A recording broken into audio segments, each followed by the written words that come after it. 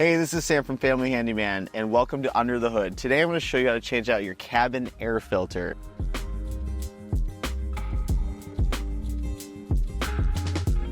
So the first thing you want to do is you want to locate where the cabin air filter is kept, which is usually on this side of the car, front passenger side, and sometimes it's underneath the glove box, sometimes it's right below it, sometimes it's inside of it. For this particular car, it's actually located inside of the glove box. So the first thing I want to do is I want to remove any stuff that's inside the glove box, so it's out of my way. And I can see right here, here's two clips up here. I'm going to push down to open up where the housing is kept for the cabin air filter. Going to unlatch that clip, pull out this door for the housing, and there's my air filter right there. I take this out simply just by pulling it out.